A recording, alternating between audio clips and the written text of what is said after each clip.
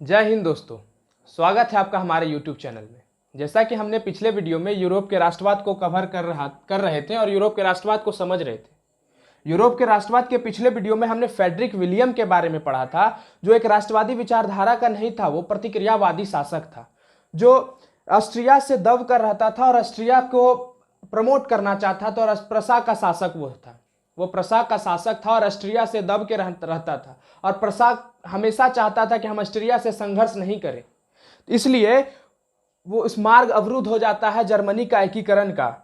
लेकिन प्रसा जो है अब समझ चुका था कि जर्मनी का एकीकरण संभव है और जर्मनी का जो एकीकरण भी होगा वो प्रसा के नेतृत्व में ही होगा, क्योंकि प्रसा एक केंद्र बन चुका था। किसका?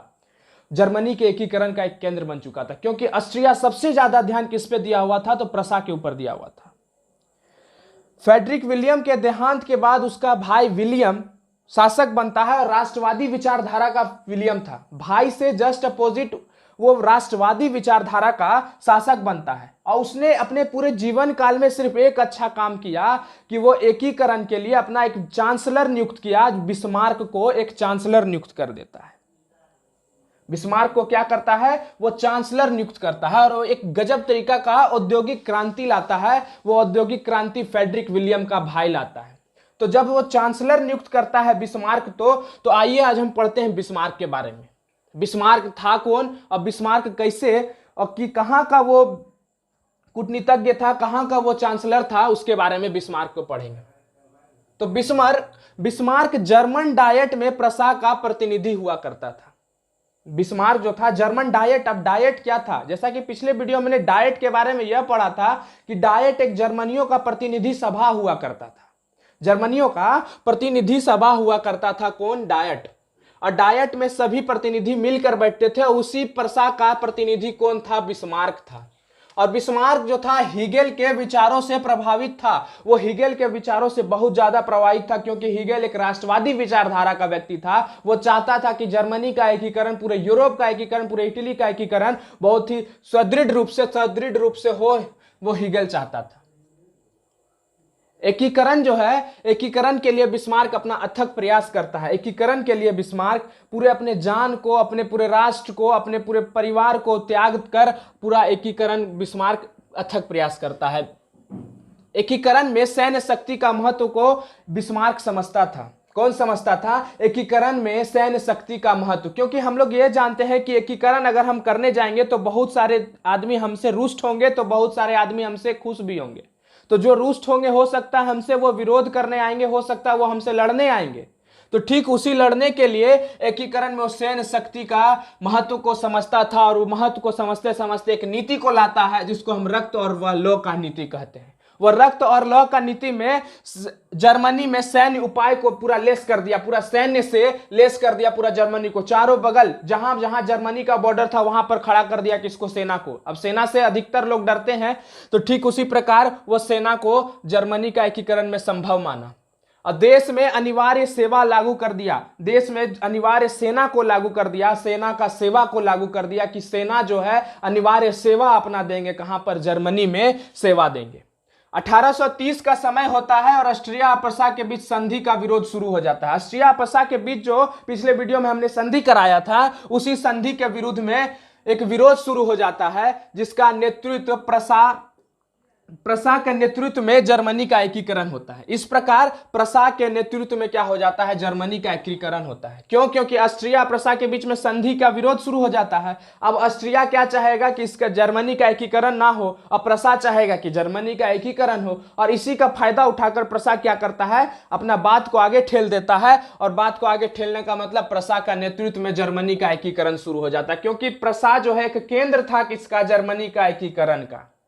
बिस्मार्क ऑस्ट्रिया के साथ मिलकर 1864 ईस्वी को सेल्सविग और हेलिस्टन राज्यों के मुद्दे को लेकर डेनमार्क पर आक्रमण कर देता है। बिस्मार्क अलगे कूटनीतिज्ञ में पूरा अपना शक्ति को दिखा रहा था। बिस्मार्क जानता था कि हम बहुत बढ़िया कूटनीतिज्ञ हैं। बिस्मार्क यह जानता था कि हम बहुत बढ़िया कूटनीतिज्ञ हैं। वो अपना कूटनीतिज्ञ का प्रचार देते हुए ऑस्ट्रिया के साथ मिल गया। जो ऑस्ट्रिया उसका दुश्मन था, उस ऑस्ट्रिया के खिलाफ मिलकर, ऑस्ट्रिया के साथ मिलकर 1864 ईस्वी को सेल्सविग और हेलिस्टन राज्यों के मुद्दे को लेकर डेनमार्क पर जाके आक्रमण कर देता है। कि सेल्सविक और किस पर, हेलिस्टन। अब सेल्सविक और हेलिस्टन पर जाके क्यों आक्रमण करता है? क्योंकि वहां डेनमार्क का नियंत्रण था, वो जर्मनी का क्षेत्र था जहां पर डेनमार्क का नियंत्रण हुआ करता था। अब जो मेरा क्षेत्र है उस पर अगर कोई आके दूसरा राज करेगा तो हम तो उसको मारेंगे, हम उसको मारेंगे। तो बिस्मार्क किसके साथ, जो ऑस्ट्रिया के साथ मिल गया और सेल्सविक और हेलिस्टन के ऊपर हमला कर दिया, डेनमार्क के ऊपर हमला कर दिया। और जीतने के बाद सेल्सविक जो है प्रसा के अधीन कर दिया। जीतने के बाद क्या किया, सेल्सविक को प्रसा को दे दिया और हेलिस्टन ऑस्ट्रिया को दे दिया। मतलब प्रसा का जितना भी शक्ति था, हेल्सविक का जितना भी शक्ति था अपने पास रख लिया और हेलिस्टन को ऑस्ट्रिया को दे दिया। लेकिन हुआ क्या, क्योंकि बिस्मार्क एक सफल कूटनीतिज्ञ, वो जानता था कि दोनों क्षेत्र में जर्मनी बोलने वाले, जर्मनी के रहने वाले लोग बहुत ज्यादा हैं, जर्मन क्षेत्र बहुत ज्यादा लोग हैं। तो वहां पर जाके बिस्मार्क क्या करता है, राष्ट्रवादी भावना को जगा देता है, बहुत तरह तरह का मुद्दा को लेकर ऑस्ट्रिया के खिलाफ खड़ा कर देता है लोगों को। और इससे क्या होता है कि राष्ट्रवादी भावना वहां पर पनपने लगती है। इस दोनों क्षेत्र में राष्ट्रवादी भावना पनपने लगती है, क्योंकि बिस्मार्क चाहता था कि जो प्रसा को हम दिए हैं यो ले लें। तो प्रसा जो है राष्ट्रवाद की भावना वहां जाकर जगा देता है और उसी को रोकने के लिए ऑस्ट्रिया अपना सेना को भेजता है कि ए जाओ देखो तो वहां पर प्रसा क्या कर रहा है।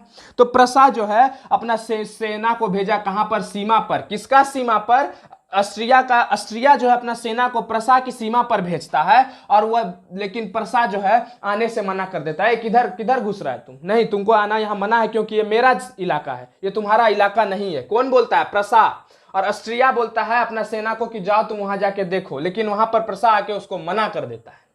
बिस्मार्क ऑस्ट्रिया को आक्रमणकारी, उसका सिर्फ एक ही उद्देश्य था, क्योंकि ऑस्ट्रिया हर एक जगह अपना टांग अड़ाने आ जाता था। इटली का एकीकरण में हमने देखा था कि ऑस्ट्रिया आया, जर्मनी का एकीकरण में ऑस्ट्रिया आया। अब बोहेमिया या यूनान के में भी पढ़ेंगे कि ऑस्ट्रिया कहीं ना कहीं अपना योगदान देता है, हस्तक्षेप देता है टांग अड़ाने में। तो बिस्मार्क ऑस्ट्रिया को आक्रमणकारी साबित करना चाहता है। वो किसी तरह किसी भी मुद्दा को लेके कि वो ऑस्ट्रिया को चाहता था कि हम साबित कर दे कि वो आक्रमणकारी है। तो पूर्व में वो बिस्मार्क जो है पहले से ही फ्रांस से समझौता करके रखा हुआ था कि अगर ऑस्ट्रिया और प्रसा में विवाद होता है, अगर विरोध शुरू होता है तो आप मेरा सपोर्ट करेंगे। किसको बोलता है, फ्रांस को बोलता है। लेकिन फ्रांस जो है बहुत ही ये था कि अगर हम तुम्हारा सपोर्ट करते हैं तो तुम हमको कुछ देगा तभी हम तुम्हारा सपोर्ट करेंगे। तो वो दो राइन प्रांत पहले से दिया हुआ था, सेवाय और निस, जिसको फ्रांस जो है इसलिए सपोर्ट करने के लिए ऑस्ट्रिया का, इसको प्रसा का तैयार हो जाता है। इटली के शासक के साथ भी संधि कर लेता है। किसके शासक के साथ, इटली के शासक के साथ भी यह संधि कर लेता है और सपोर्ट चाहता है इटली का। इटली भी इसका सपोर्ट करना शुरू कर देता है। किसका सपोर्ट करना शुरू कर देता है, तो बिस्मार्क का सपोर्ट करना शुरू कर देता है। अब आता है 1866 का समय।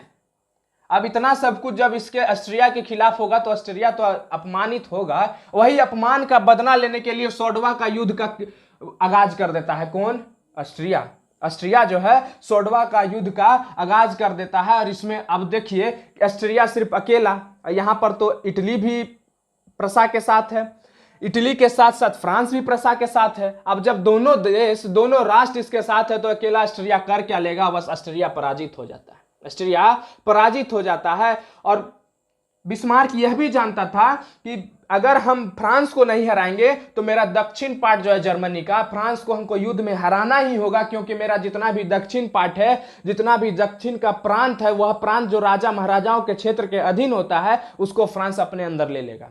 तो वो यह भी जानता था कि शेष जर्मनी में फ्रांस के साथ हमको युद्ध करना पड़ेगा, क्योंकि जर्मनी का दक्षिण रियासत में फ्रांस हस्तक्षेप कर सकता था। अब स्पेन जो था, स्पेन कहा, फ्रांस में। स्पेन पर राजगद्दी पर प्रसा का राजकुमार बैठा हुआ था। स्पेन के राजगद्दी पर प्रसा का राजकुमार बैठा हुआ था। अब फ्रांस इसको मानने से इनकार करता है, फ्रांस इसका विरोध करता है, क्योंकि यह मेरा इलाका है और इसमें प्रसा का राजकुमार क्यों बैठेगा। तो प्रसा से एक लिखित मांगता है। कौन लिखित मांगता है, फ्रांस जो है प्रसा से एक लिखित मांगता है।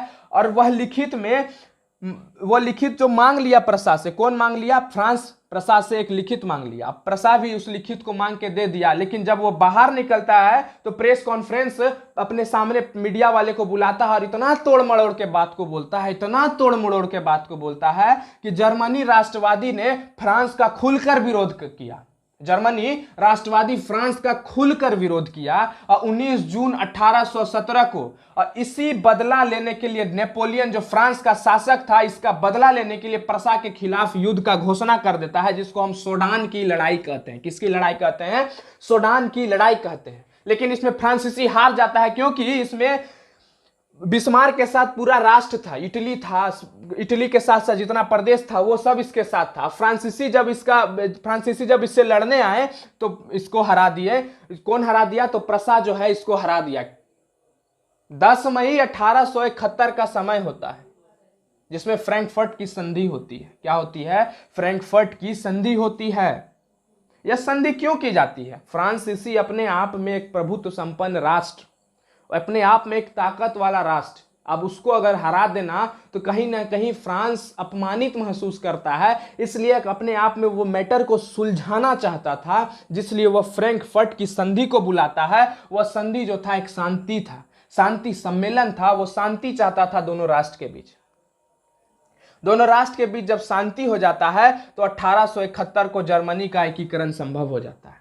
मुबारक हो, जर्मनी का भी संभव हो गया, जर्मनी का एकीकरण भी संभव हो गया। दक्षिण का पूरा पार्ट जो है जर्मनी में मिल गया।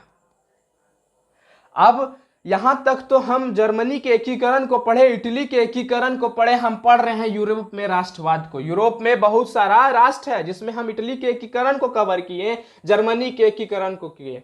तो क्या इटली और जर्मनी के एकीकरण को पढ़ने से क्या सभी टॉपिक हम कवर कर लिए? नहीं, सभी टॉपिक तो हम कवर नहीं किए हैं, लेकिन हमने मोस्ट इंपॉर्टेंट जिस 70 से 80% टॉपिक जो है हमने एग्जाम के पॉइंट ऑफ व्यू से कवर कर लिया है।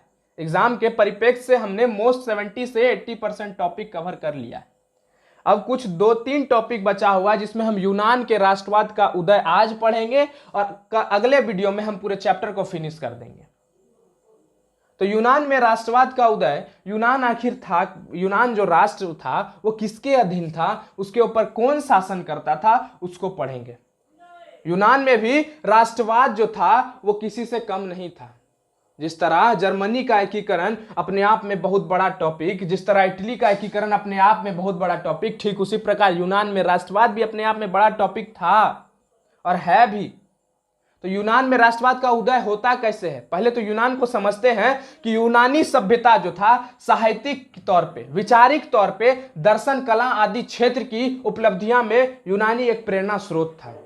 चाहे वो साहित्यिक क्षेत्र रहे, चाहे वो दर्शन कला का क्षेत्र रहे, चाहे वो दर्शन कला का क्षेत्र है, चाहे वो वैचारिक रूप से हो, चाहे वो लिखित तौर पे हो, सब तौर पर जो था यूनानी अपने आप में आगे था। यूनानी एक दूसरे से कंपटीशन नहीं करता था, क्योंकि वो अपने आप में एक सक्षम था कि हम ये सब चीज कर सकते हैं। अपने आप में एक प्रेरणा स्रोत था कि आदमी उससे सीखता था, ना कि वो किसी आदमी से सीखता था।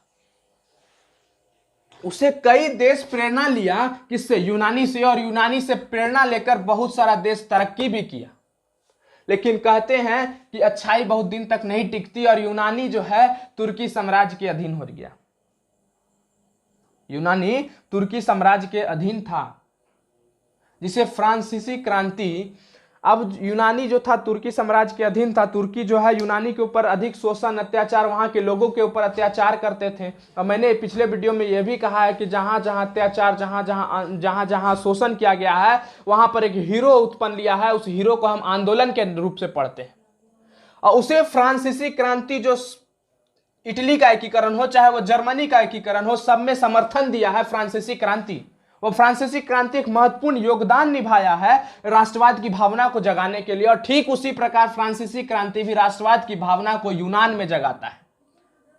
यूनान में राष्ट्रवादी भावना को जगाता है, जिसमें राष्ट्रवादी भावना यूनान में अचानक से पनप गई, एक भावना अचानक से जन्म गई, क्योंकि वहां पर लोग का धार्मिक जीवन, वहां का लोग के सांस्कृतिक जीवन, वहां के लोग का जाति सब एक था, वो यूनानी हुआ करते थे।